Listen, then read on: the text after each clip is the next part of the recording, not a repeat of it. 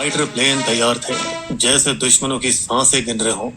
Scalp cruise missiles, hammer बम और हमारे कामिकाज़े drone भी तैयार थे। पिछले 12 दिनों से एक सीक्रेट कंट्रोल रूम में एनएसए अजित डोभाल की निगरानी में देश के सबसे घातक दिमाग मिशन बना रहे थे, एकदम चुपचाप मगर जानलेवा। टारगेट थे पीओके और पाकिस्तान के आतंकी अड्डे। एक एक इंच की खबर सटीक तरीके से रखी गई थी। 2 हफ्ते पहले उन हरामी आतंकवादियों ने कहा था, तो जाके मोदी को बता।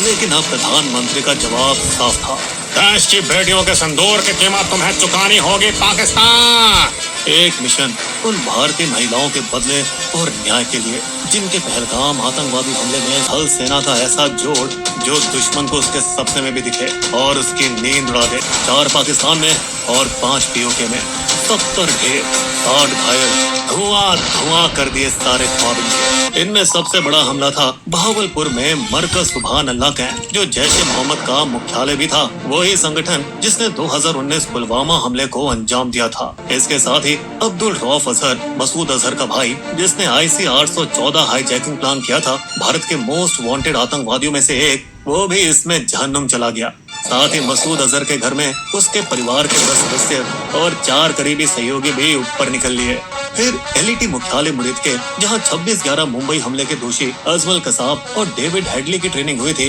वो भी नस्तनाबूद कर दिए गए। मुजफ्फराबाद पीओके में शवाई नल्ला कैंप, एक LET ट्रेनिंग सेंटर, जिनका पहलगाम हमले और 2024 में पहले के सोनमर्ग और गुलमर्ग हमलों में हाथ था, तबाह कर दिए गए। इसके साथ ही साथ ध्वस्त हो गया मरकज अब्बास, जो कि LOC से 13 किलोमीटर दूर था। इस LET कैंप में फिदाइन सुसाइड बॉम्बर्स को ट्रेनिंग दी जाती थी। अगली सुबह 7 मई 2020 में विंग कमांडर व्योमिका सिंह ने अरुणाचल में जानलेवा रेस्क्यू मिशन को लीड किया, जहां मौसम बेरहम था और ऊंचाइयों से भरा था। फिर भी सब झेलते हुए उन्होंने वहां काम किया। दोस्तों, आपको बता दें, उरी के बाद 12 दिन में स्ट्राइक हुई थी। पुलवामा के बाद भी 12 दिन में बालाकोट को उड़ाया गया था और अब पहलगाम के 14 दिन बाद आया ऑपरेशन सिंदूर, अब तक की सबसे बड़ी और घातक स्ट्राइक। दोस्तों, पाकिस्तान बौखला गया है। उसके इंटरनेट के जोकरों ने अफवाह उड़ाई। 1 घंटे बाद ही पाक आर्मी ने LOC पार से कायराना बमबारी शुरू कर दी, जिसमें उनकी बौखलाहट नजर आ गई। दुर्भाग्य से बॉर्डर के गांव में 15 मासूम भारतीय मारे गए, जिनमें 4 छोटे छोटे बच्चे भी थे और एक जवान भी शहीद हुआ। तो कहीं ना कहीं ऑपरेशन की कीमत दोस्तों हमें भी चुकानी पड़ी। यहाँ सबसे बड़ी बात यह थी कि IAF ने पूरा ऑपरेशन पाकिस्तानी एयर स्पेस में घुसे बिना कर दिया, क्योंकि स्कैल्प मिसाइल की रेंज 250 किलोमीटर से ऊपर है, वहीं हैमर की रेंज 50 से 70 किलोमीटर है।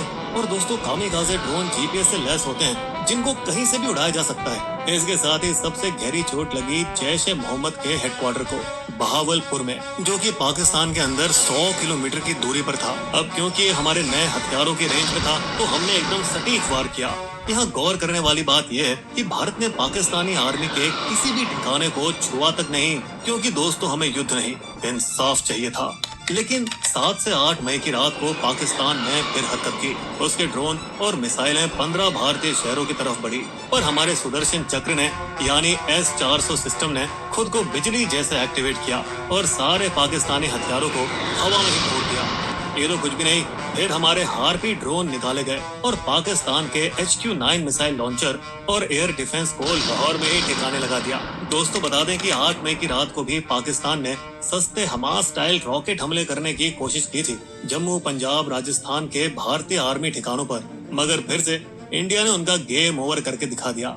तो दोस्तों, पिछले 2 हफ्तों में भारत ने पाकिस्तान पर लगातार दबाव कैसे बनाए रखा, आतंकवादियों की फुल प्लानिंग बेनकाब कैसे की और लग पाई, भारत ने आखिर से क्या ठोस कदम उठाए और कैसे पहलगाम दोषियों को उनके छिपे हुए बिलों से निकाल कर भगाया गया। दोस्तों, हमारा पहलगाम पार्ट 2 इन्हीं सवालों का जवाब देगा।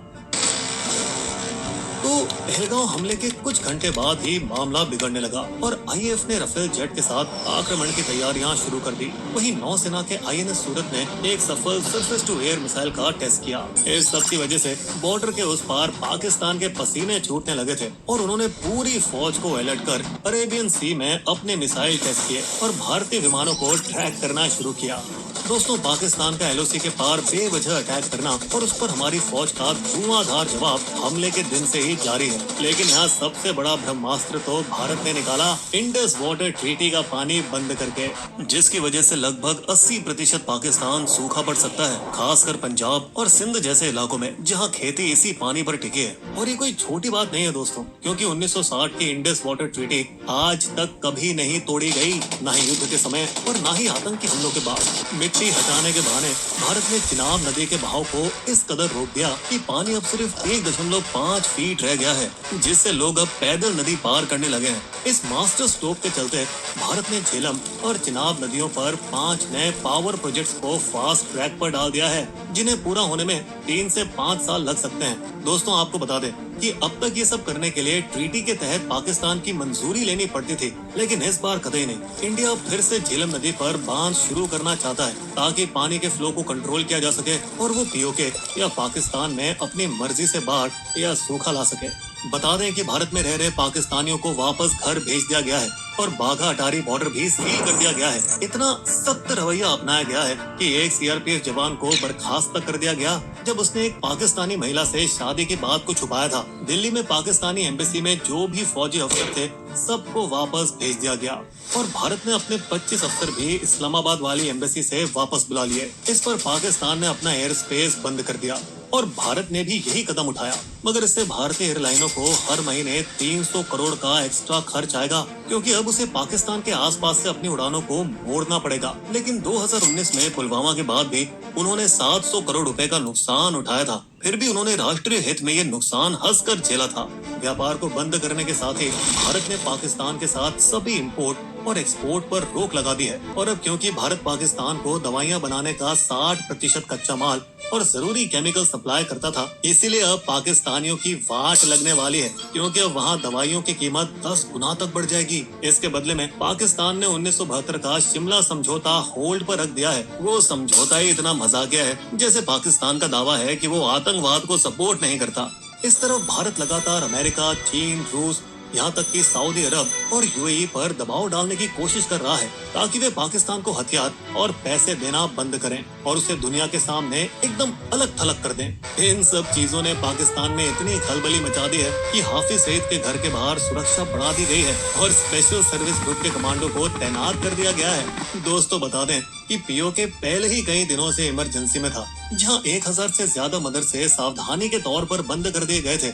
वहीं चकोटी जैसे गांव में, जो सीमा से सिर्फ 3 किलोमीटर दूर है, वहां माता पिता बच्चों को अंदर बंकरों में डालकर उन्हें मजबूत किया जा रहा था।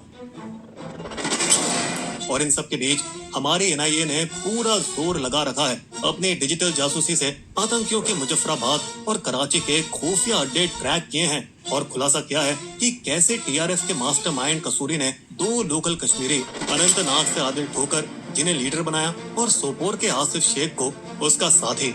दोस्तों, इनकी कहानी कुछ इस तरह है कि 10 साल पहले ठोकर बस एक पार्ट टाइम स्कूल टीचर था, लेकिन जब उसने मारे गए आतंकियों के जनाजे में जाना शुरू किया तो ऐसे उसकी आंखों में जन्नत का सपना आने लगा। जिहाद में जुड़ जाओ। और बिना किसी को बताए ठोकर लीगल वीजा पे अटारी बॉर्डर क्रॉस करके पाकिस्तान चला गया और वहाँ जिहाद और हथियारों की ट्रेनिंग ली। आतंकी प्लानिंग की शुरुआत हुई थी एलईटी कमांडर फारूक अहमद और हाशिम मूसा के साथ, जो पाकिस्तान सेना के पूर्व कमांडो और हमले में भी शामिल थे। पहलगांव हमले के 8 महीने पहले अक्टूबर 2024 में ठोकर ने ही पाकिस्तानी आतंकी हाशिम मूसा और तलहा को लेटेस्ट हाईटेक हथियार के साथ एलओसी पार कराई गई। फिर उनको जम्मू के पूंछ रजौड़ी सेक्टर के मुश्किल रास्तों से कश्मीर में घुसाने में मदद कराई गई।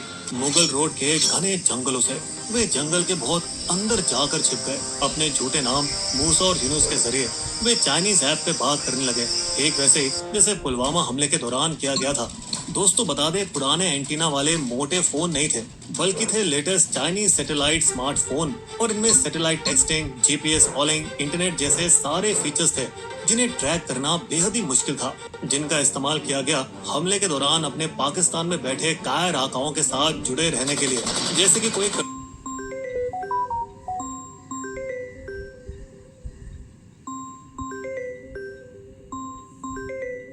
ये कुछ वैसा ही था जैसे 26/11 मुंबई हमलों में हुआ था। दोस्तों, बता दें कि सर्च ऑपरेशन के उसके घर से धमाके का सामान बरामद हुआ था, जिसके बाद उन गद्दारों के घर नष्ट कर दिए गए थे ताकि एक मिसाल कायम की जा सके और युवाओं को पाकिस्तानी आतंकवादियों से जुड़ने से रोका जा सके।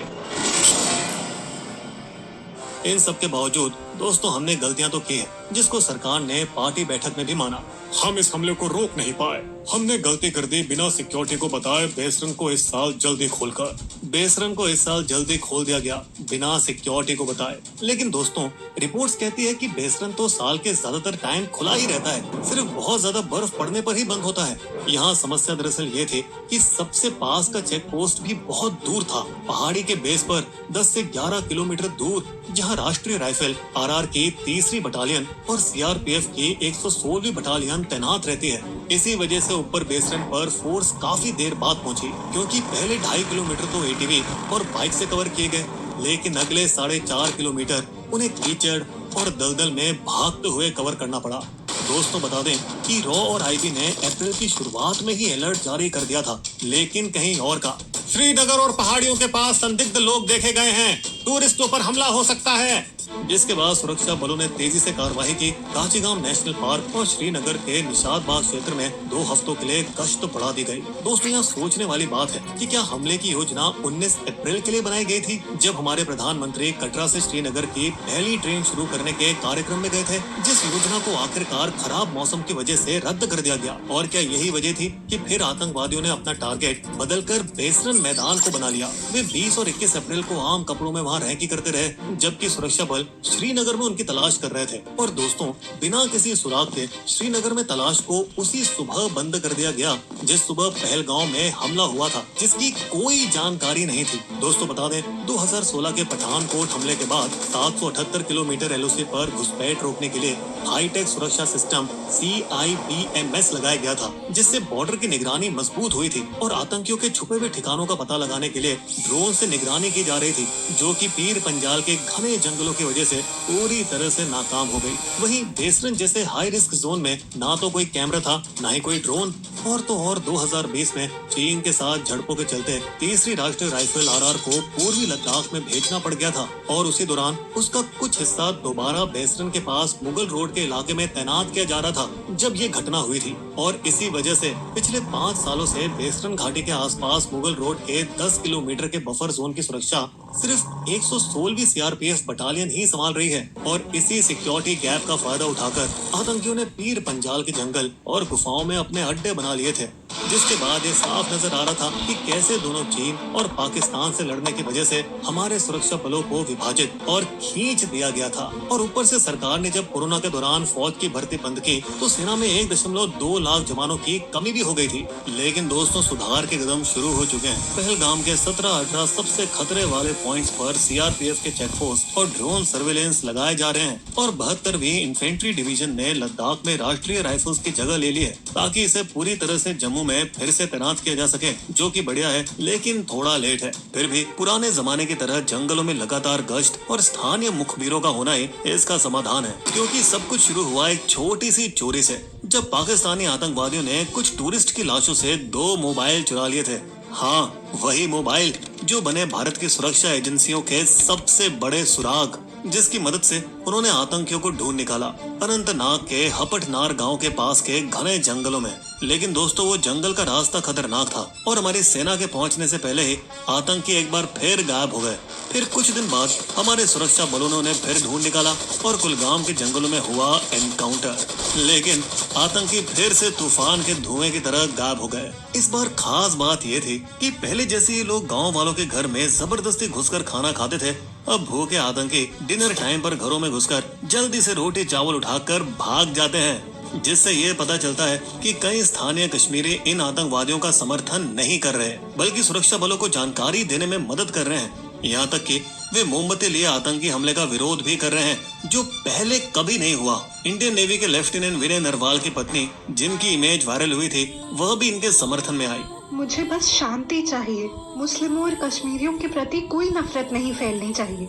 जिस वजह से उन्हें टारगेट बना दिया गया, उन्हें ट्रोल्स द्वारा गाली दी जा रही है लेकिन फिर यहाँ हमारी सरकार ने हिंदू मुस्लिम एकता का नेक संदेश दिया। एक हिंदू और एक मुस्लिम महिला अफसर को ऑपरेशन सिंदूर का चेहरा बना दिया, जो कि एक बहुत ही घातक और तगड़ा हमला था, जो पाकिस्तान को अगला आतंकवादी हमला करने से पहले 2 बार सोचने पर मजबूर करेगा। दोस्तों, हमें उम्मीद है कि हमले के सीधे जिम्मेदार आतंकवादियों को भी जल्द ही पकड़ लिया जाएगा। इस भारी तनाव की घड़ी में हम ये आशा करते हैं कि दोनों न्यूक्लियर देशों के बीच जंग नहीं